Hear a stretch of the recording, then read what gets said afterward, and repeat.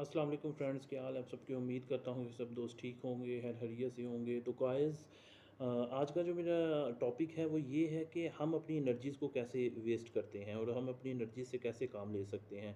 दोस्तों, हमारा जिस्म जो है, ये जो बॉडी है, हम समझते हैं कि शायद गोश्त पोश्त और हड्डियों से बना ये जिस्म यही सब कुछ है हमारा और हम इसी ने मन मिट्टी मिल जाना है।